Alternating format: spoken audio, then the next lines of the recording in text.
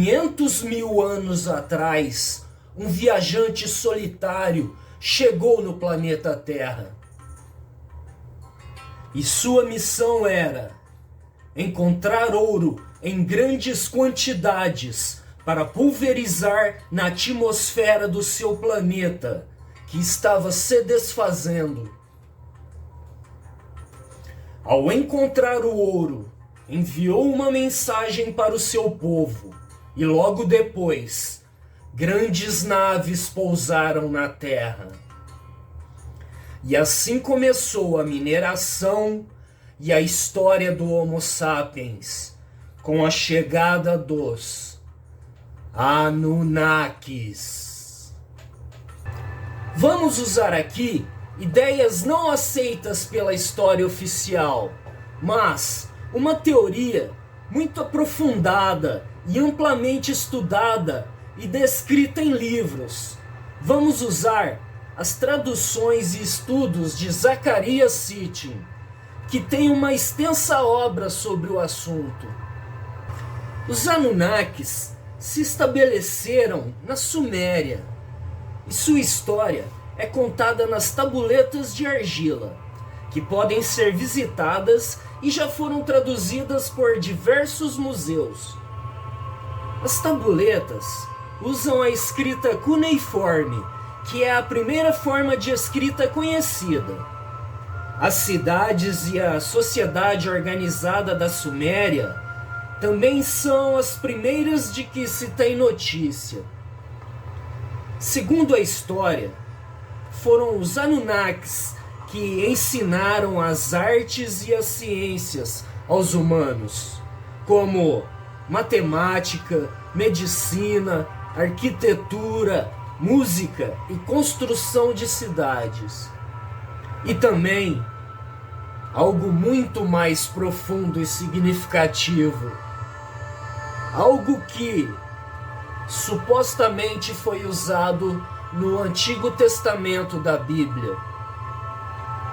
Estamos falando da criação do homem. Os Anunnakis possuíam uma hierarquia rígida na sua forma de governo. Seu comandante supremo se chamava Anu. O segundo no comando era Enlil. E o terceiro era Enki. Os Anunnakis trouxeram com eles trabalhadores para o trabalho pesado. Eles eram de uma outra raça, chamada de Igiges. Vamos ver o que a IA sabe sobre isso. Eu perguntei: que informações você tem sobre a história dos Anunnakis que aparecem nas tabuletas sumérias?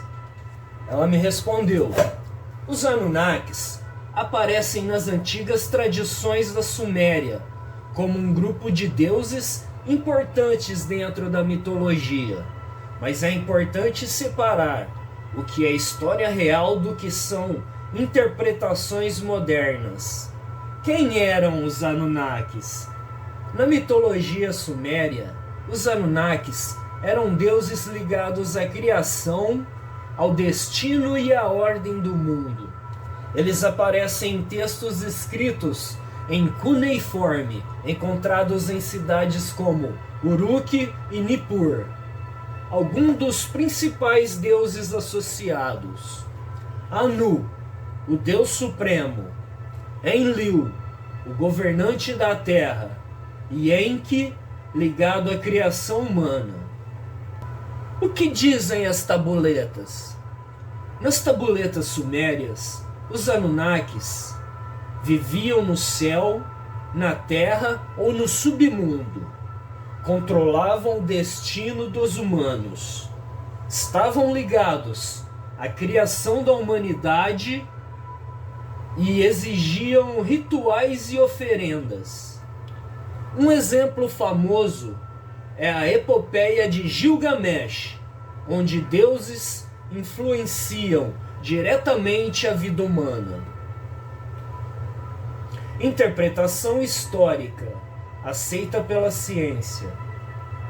Os estudiosos entendem os Anunnakis como parte da religião e mitologia suméria, representações simbólicas de forças da natureza e poder político, uma forma de explicar a origem da vida, desastres naturais e ordem social.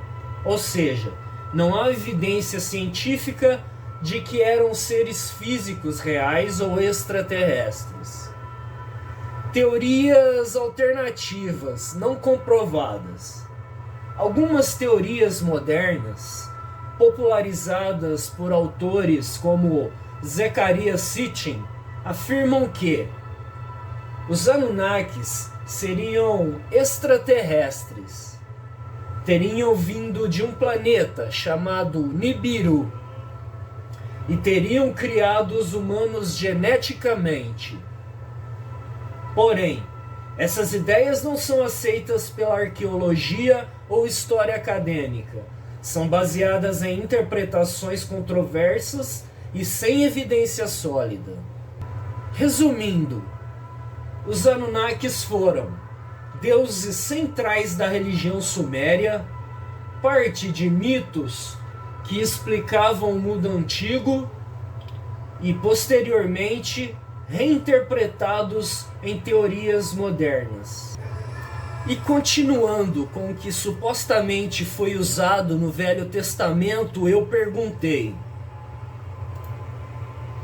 você reconhece a palavra Elohim no Velho Testamento da Bíblia? E qual é o significado dessa palavra? E em qual contexto ela é usada? No que ela me respondeu: sim, a palavra Elohim aparece com muita frequência no Antigo Testamento da Bíblia, especialmente nos textos em hebraico. O que significa Elohim? Elohim é uma palavra do hebraico antigo, que literalmente é um plural. Ela deriva de El, Deus, e Elohá, forma singular. Tradução literal. Então, a tradução literal de Elohim é deuses, no plural. Mas o uso mais comum é Deus, singular, no sentido de Deus Supremo. Por que uma palavra plural é usada para um Deus único? Esse é um dos pontos mais interessantes. Na maioria das vezes, Elohim é usada com verbos no singular, como em Gênesis 1:1. No princípio, Elohim criou os céus e a terra. Aqui, mesmo sendo plural na forma, o verbo criou está no singular, beleza? Interpretação mais aceita: é um plural de majestade ou grandeza, como um plural de poder, indica autoridade, totalidade ou supremacia. Contextos em que Elohim é usado: Deus único de Israel. Na maior parte da Torá, Elohim se refere ao Deus único. Exemplo: Criador do universo, legislador e juiz supremo. Outros deuses, plural literal do nome. Em alguns trechos, Elohim pode significar deuses de outras nações, entidades espirituais. Exemplo: não terás outros Elohim diante de mim.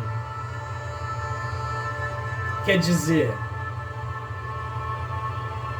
o Elohim não quer dizer deuses, segundo o plural literal, mas sim Deus. Mas aqui ele diz: não terá outros Elohim diante de mim. Existiam outros? Seres espirituais ou divinos. Em certos contextos, a palavra pode se referir a anjos, seres celestiais juízes com autoridade divina. Comparação com outras tradições. Alguns estudiosos fazem paralelos entre Elohim e conceitos antigos de múltiplas entidades divinas, como os deuses da Mesopotâmia, incluindo figuras como os Anunnakis. Porém, isso é comparação cultural, não evidência de que sejam os mesmos seres. A tradição bíblica evoluiu para um monoteísmo forte, diferente das religiões sumérias. Um resumo direto. Elohim, palavra plural em forma, mas frequentemente singular em significado, usada principalmente para o Deus único no Antigo Testamento. Também pode significar deuses ou seres divinos, dependendo do contexto. Voltando aos Anunnakis. Acontece que depois de muito tempo minerando, os Igiges se revoltaram com as condições e com o trabalho excessivo e se rebelaram. Para evitar uma guerra, Enki, que era um cientista, apresentou uma solução para Enlil. Ele tinha visto que no planeta existia uma raça de hominídeos primatas e que ele poderia alterar o DNA deles e os transformar em trabalhadores funcionais para as minas. Assim, Enki misturou o DNA dos primatas com uma parte do DNA Anunnaki e criou os primeiros híbridos humanos. Eles começaram a substituir os Igiges nas minas e a construir cidades. Mas eles não se reproduziam e o seu processo de criação era lento. Enki, que tinha se apegado à sua criação, resolveu o problema. Numa mistura elaborada de genes e na gestação de uma mulher Anunnaki, ele criou o primeiro Homo sapiens. Ele deu o nome de Adamo. Também criou a primeira mulher e eles eram férteis.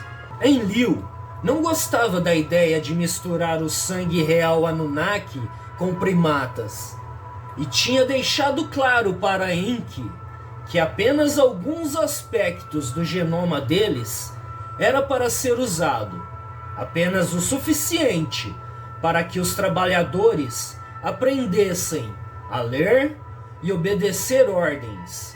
E também foi implantado um gene da adoração, para que os Anunnakis fossem vistos e adorados como deuses.